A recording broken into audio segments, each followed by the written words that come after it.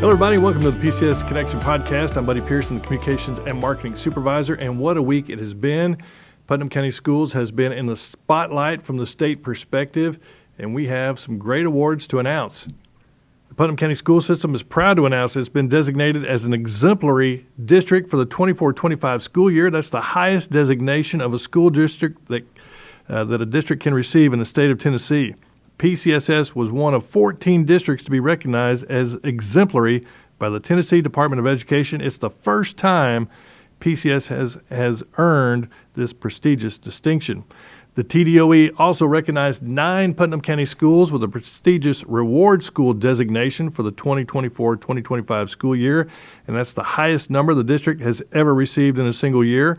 Allgood Elementary, Allgood Middle, Burks Elementary, Cane Creek Elementary, Capshaw Elementary, Cornerstone Elementary, Northeast Elementary, Parkview School, and Prescott South Elementary were named Reward Schools for the 24-25 school year. And also being recognized is PCSS School Board member Jill Ramsey. She was named to the All-State School Board, one of the top school board members in the state of Tennessee.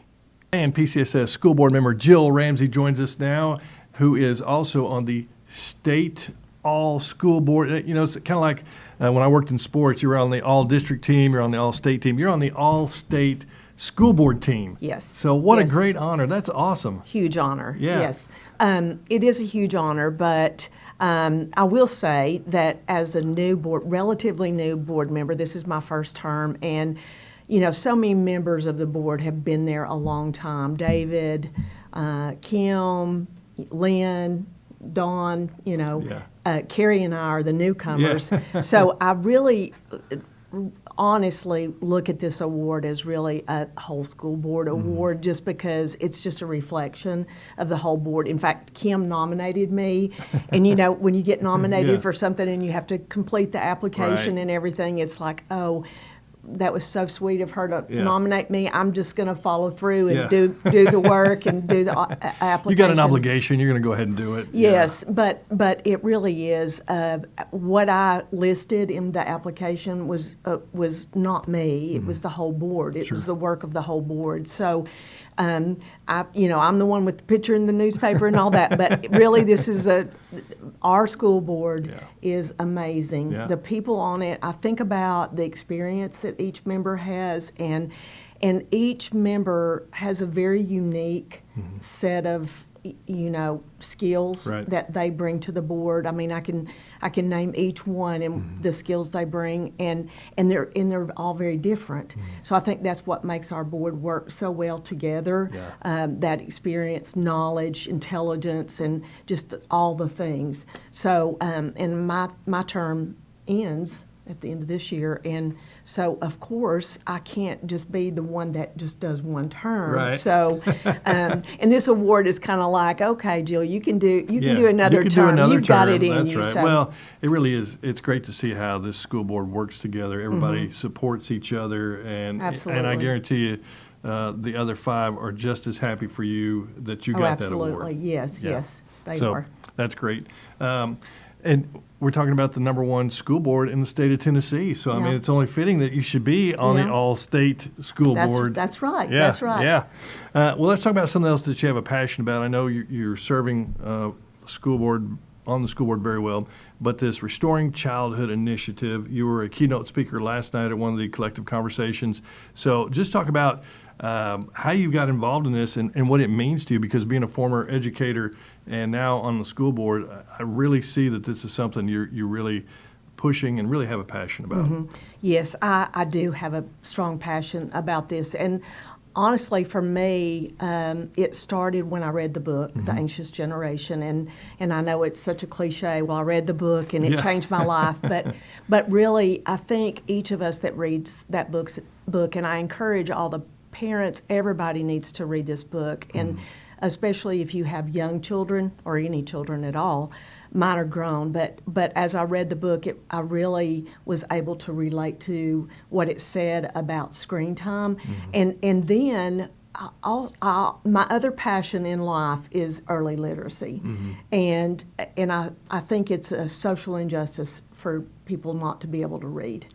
I think it's the greatest gift that we have is to be able to read and be literate. So as I read that book, and reflected on my own teaching and working as a principal and supervisor, it really hit home about the change in children after screens came along. Yeah. And it's hard enough to teach kids how to read without any distractions. Sure. But certainly the screens have made a huge difference. And there's so much research out there about the difference in children reading from a screen and from a real book, Right. and how the brain works. And that's one thing I want parents to also remember. They didn't go into that a lot in the book, but it's one of the biggest things to me. That is an obstacle to learning to read is the screen time. It makes me even think about, all the work we're doing. For years we've been like trying to get one-to-one in technology and all that. Right. And now after knowing what screens are doing to the brain, we're really rethinking teaching. And as being a board member, I really want to look at that. And, when you're thinking about spending money on and more devices, Right. do we go back and say, let's back off on the devices and get back to that just teacher to student instruction that we know works? Right. But if you're not involved in Restoring Childhood, please look into it and definitely read the book. And because as a group, as a community, we can work together to change this. Sure. And as I said last night, when you know better, you do better. Yeah. And we say that all the time Yeah. here. And I think as a community, if we have this information and we know it's hurting our kids and we don't do something about it, then shame on us. Yeah. And you talk about screen time, and one of the big decisions that the board made coming into this school year was eliminating the cell phones from the middle school and the high schools during the school day. Yes. And that has been, it was perceived as, we were one of the first districts to do that completely. And everything we've heard, it's been a success. It has. It's been a huge success. And testimonies last night at the Restoring Childhood meeting from teachers, I think we thought it would be harder than it really has been. Yeah. And it just says to me that children really do count on us to make that. We're the adults, we're the parents, we're our children's biggest advocate. Right. And sometimes we have to make hard decisions, and when we do, they're thankful and grateful for it because they need to feel safe and secure, and they need to feel like we're taking care of them. Yeah. And I think that they knew that it was causing them anxiety, but when nobody's telling them to stop, Right. Why would they stop? Why would they do it? My parents think this is okay, so it must be okay. It must be something wrong with me if I can't handle it. Yeah. So I think it's been one of the best things that we've ever done. Kids laughing, talking in the hallways. Yes. Testimonies from principals, and I see our district just achieving greater and greater with attendance and just proficiency rates, and not just test scores, but one of the reasons why the board decided to do away with the phones all day long is that we know that in between class time is just as important as class time. It is. Instructional time is important, but when do That's social time. I mean, that's when you hang out with your friends. That's when you get caught up. I mean, that's when, you're looking forward to seeing somebody in between class to get caught up, to tell them something that's been going on. And that's what we remember about high school that was so great is that in between class time and just, being able to look at your friend and tell they're having a bad day. Yeah, and it's not just this. You're not just like, and that phone is a way, it's a distraction from reality. It really is. So I'm so thankful and grateful that the board made that courageous decision to do that, and we didn't have nobody was in doubt. Nobody was saying we don't need to do this. This was something that we were all in on, and just adamant that it's going to be all day long, and because we know this is the right thing to do. Yeah. I know you don't want to speak for the board, but some huge awards came out from the state and Putnam County School System, an exemplary distinction system for the first time ever. Yes. One of 14 districts in the entire state of Tennessee, 147 districts throughout the state. Yes. And Putnam County Schools is up here, and then 9 reward schools. Yes. Most ever, 9 reward schools. Man, there's a lot there to be proud about. That's huge. And you know what? As a former teacher, Yeah. 42 years in Putnam County in education, when you just said that, I got cold chills, Yeah. and my heart was just about to, pounce out of my chest, because I was thinking, this is my hometown, this is my district, this is where I taught. And I want to say, teachers and administrators and families and students, I'm so proud of you. And no, I can't speak for the board, but I can tell you that the board is so proud of the work that you've done. And we just can't say enough about, just that we're just so proud. Yeah, that's great. Well, and I know, people are proud of your success and your recognition and earning the award to be on the All-State School Board. Anything else you want to add? Because I know there's Thanksgiving. What are we doing for Thanksgiving? Are you cooking? Are you eating? What are we doing? Well, I'm cooking, yes, and eating. But my whole family, I've got 2 daughters and a total of 5 grandchildren. Yes. Ages 5, 4, 3, 2, 1. So That'll my be house, interesting. if you drive by, I'm Yeah. sure you'll hear the noise coming from my house. It is wild and crazy in the Great. best sort of way. Yeah. So we're going to have a big time, and then on Thanksgiving afternoon, they all go to their in-laws. Yeah. And I go to bed. Yeah, I go you lay get to in kick bed. back and take a nap Yes. and do whatever you Read want a to the rest of book. read a book. Yes. It's exciting times. Jill Ramsey from the Putnam County School Board with us. Thank you so much, and happy Thanksgiving. Happy Thanksgiving, and happy Thanksgiving to everyone out there, the whole community, our schools. We're so proud of you. Keep up that great work. All right, thanks.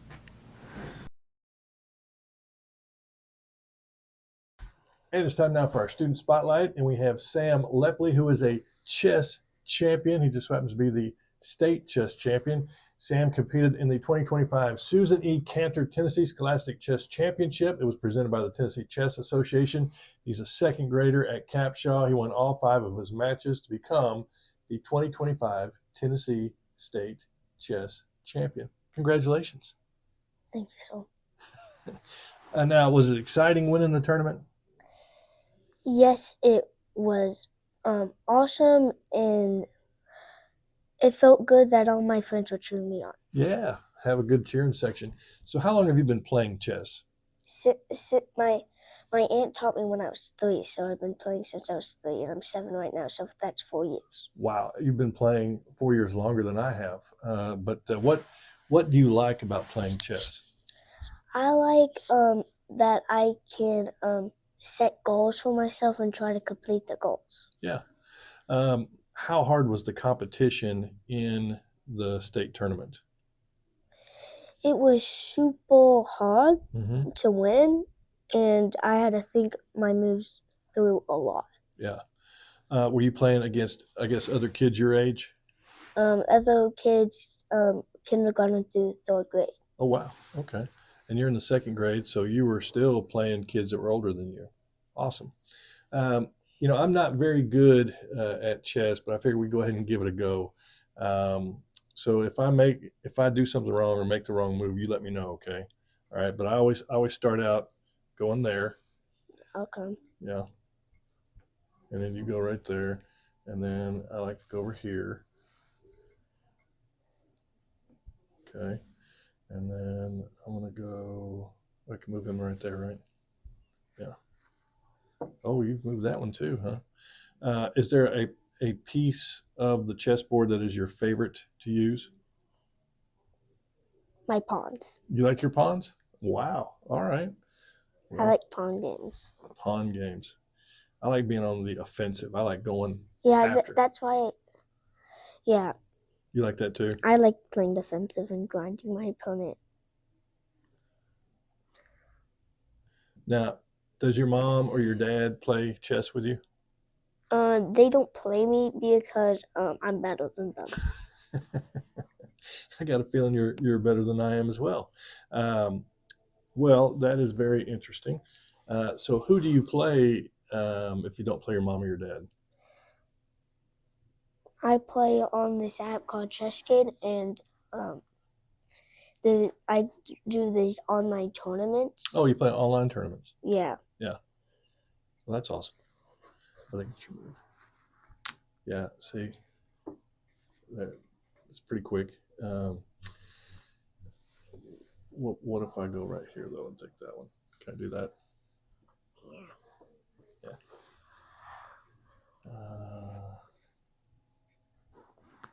Oh, you're going to put him there, are you? Okay.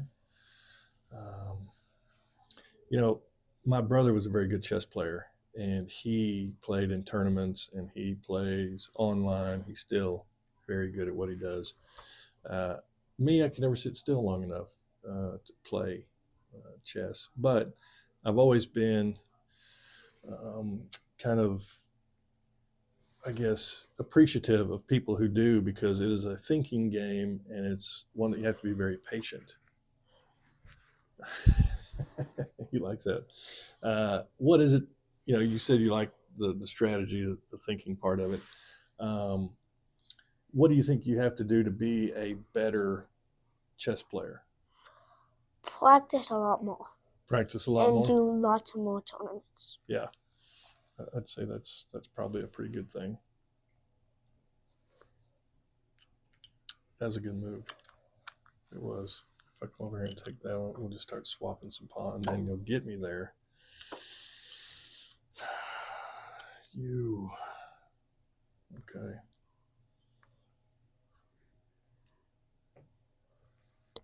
Now you're in the second grade at Capshaw? Mm-hmm. What do you like about second grade?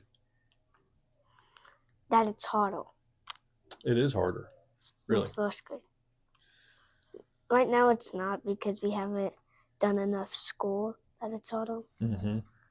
But it will probably eventually. Check. Yeah. So this is going sideways pretty quick. I'm afraid I'm not doing so well. So I think I'm going to have to declare a draw. Just kidding. Actually, I'm going to go ahead and declare you the winner. How about that? I'm going to go ahead and say you are the chess champ. Well, listen, keep playing, keep getting better, and keep doing what you're doing, because you're pretty awesome. Thanks for being on the show. All right. You're welcome. Good luck, and congratulations on your championship. There is a big fundraiser coming up. The Harlem Wizards are going to be at Cookeville High School, and to tell us all about it is Kaylee Lamb, who is a special ed assistant there at CHS. And Kaylee, the Harlem Wizards have come before. They put on a good show. Yes. But what is this fundraiser for? So it's for the special education department at Cookeville High School, but we want to build an outdoor recreational center. Oh, wow. For them to have life skills, a place for them to go and relax and have fresh air, just a place for them to kind of have a safe space outside. Yeah. Yeah. Now, like the Harlem Globetrotters used to play like the New Jersey Generals, the Harlem Wizards are going to be playing a group of teachers. Mm-hmm. So what kind of, who do we have that's going to play in this game? So we tried to reach out to all schools in the county. Yeah. We mainly have elementary teachers participating. Okay. And we're doing, actually, we have an event created on Facebook, and we're doing a teacher reveal every day. Oh, wow. So, yeah, so we kind of have gone through and to kind of like incorporate all the kiddos and the parents that are on Facebook to get them excited. So we have some from All Good that are playing. Of course, Cookeville teachers are playing. Mm-hmm. Cookeville High School teachers are playing. And then I think we have a few from every school, honestly. Well, I know. I mean, there are some pretty good basketball players that are teachers and instructors in Putnam County schools, because I probably covered them during their career at some point and when they played. But, I can go back and put together an all-star team to take on the Wizards. But you look at it, it's going to be a great night of fun. Yes, it is. It was super fun last year. It did really well. It's just a really great way to get the community involved and to have something to do where families are able to come out, but then also it's for a good cause. Yeah. So we thought we'd do it again. Yeah, it was great. Now, tell us the date of when this is going to happen. So December 1st. Okay. And that's a Monday night. It is a Monday night, All right. unfortunately, but that was just the best date that worked. Sure. But it'll be a ton of fun. It's right before Christmas break. Yeah. Doors open at 6, and the game will start at 7. Okay. We have full concessions. Yeah. So that'll be there. And then there are several different ticket options. Yeah. Depending on the experience that you want and the seating. So they have a meet and greet option. They have a ton of different options. Yeah. So you can kind of go on the website and see what works best for you and your family or whoever you're coming with. So is that the only way you can get tickets is through the website? Yes. So we have, we have the link on the event, Okay. which is on Facebook. And then also we have sent out a QR code to all the schools. Great. That has the information, and then the QR code you can just scan, of course, and it'll take you straight to the website. Yeah. Great opportunity to see the Harlem Wizards come to Cookeville, take on some of our own teachers. It's going to be 7 o'clock, December 1st. That's a Monday night. Cookeville High School, gates open, doors open at 6. And it's obviously going for a very, very special cause for the Cookeville High School SPED department. And is there anything else that you want to add that people might want to know? No, I mean, just come out, have fun, and come and support a good cause, and make memories with us. Yeah. That's it. It's going to be fun. I can remember going as a kid, seeing the Harlem Globetrotters, and it's just stuff you never forget. Yes. And so little kids love it. They interact great. I was able to go on the website and see some of the videos, and Yes. it's so much fun, and that's what it should be, a good time. Plus, you get to see some of these folks dunk on some of our teachers, because that's what's going to happen. Yeah. It is going to happen. Yeah, 1,000%. It'll be fun. All right, Kayla, well, thanks so much for being with us and letting us know. And don't forget, December 1st, Harlem Wizards, Cookeville High School, 7 o'clock. Go online and get your tickets. You don't want to miss it.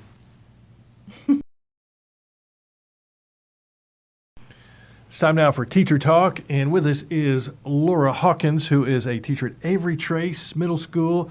Lura, how long have you been teaching in the Putnam County school system? This is my 20th year in the Putnam County school system, so yeah, I've been very blessed. Yeah. How long have you been at Avery Trace? Well, I've been kind of 2 different times. I went to Avery Trace, I think in 2016, after doing 10 years at Cookeville High School. And then I stepped away from the classroom in 2020 to serve as an instructional coach for the district for 3 years, but I missed the classroom really bad. So I went back to Avery Trace last year. Yeah. So I'm going on probably 7 years at Avery Trace. Well, no, I guess almost 10. Yeah, 10 years at Avery Trace. So after being an instructional coach, what was like going back into the classroom again? Did you have a different perspective? Oh, I had a completely different perspective. Yeah. Yes. When I stepped out and took the district position, I mean, you just get that bigger picture of why decisions are made, why things are done a certain way. I had a tremendous opportunity to learn so much from our teachers in the district, being in their classrooms. Yeah. So I was really eager to get back into the classroom and implement some of what I had learned as a coach. The kids were still the same. The challenges were still the same.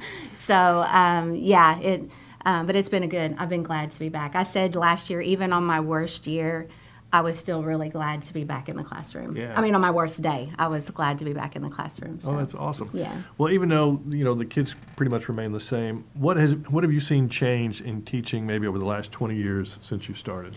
Oh, there's a lot more distractions in the kids' lives these days. I think that really stems from the cell phone and technology. Yeah. And I do think that we're seeing a negative effect on their attention span. It's much, much more difficult to keep them engaged in a lesson than it was, say, 20 years ago. And there doesn't seem to be that joy of learning that there was 20 years ago. Oh, wow. Yeah. Now, what grade do you teach? This year I'm in 8th grade. Okay. Yeah. So you're right before they go to high school. Yes. A little I'm high school teaching prep. 8th grade math, and I'm also teaching Algebra 1 this year, so at Avery Trace. Yeah. Now, are you enjoying that? Yes, I am. It's a lot of work. 2 brand new preps this year can be challenging at times, but yeah, I'm enjoying it. Yeah. Trying to get them ready for Cookeville High School or whichever high school they go to. Right. So when we talk about getting them ready for high school, what do you think is important as an 8th grade teacher for them to be able to prepare for high school? What do they really need to be ready to do when they get to that high school level? I really stress the need for them to advocate for their own learning. Okay. That they really have to be able to be comfortable speaking up if they're struggling and they don't know something. Yeah. That they need to let their teachers know that. And that's hard for kids to do. Yeah. But that's what I really think come from a middle school mindset heading into high school. Just there's nothing wrong with letting them know you need some help or you're not understanding. Yeah. Because especially if they go to Cookeville High School and there's 2,200, 2,300 students. A lot of people there. Yeah. They've got to learn to advocate for themselves and for their learning. Right. Mm-hmm. What do you see, we've talked a little bit about the differences in the past 20 years. Because of their attention span and because of the distractions, have you found it harder to teach at the 8th grade level? Yes, it's harder because they're not, their attention span is so short that you have to really learn to chunk what you're doing and build breaks. And that takes more work because it's more activities, more things, because they're not just going to sit for 90 minutes and learn and do the work. Yeah. Yeah. What do you find as some of the most enjoying things that you get out of teaching and out of your job? It's just getting to know the kids. Yeah. It's the relationships that we build. Seeing them walk the halls and say, "Hey, Miss Hawkins," to me that's where the joy is. Yeah. So if you could go back 20 years and tell Laura from 20 years ago what you know now, what advice would you give first-year teacher coming into the system?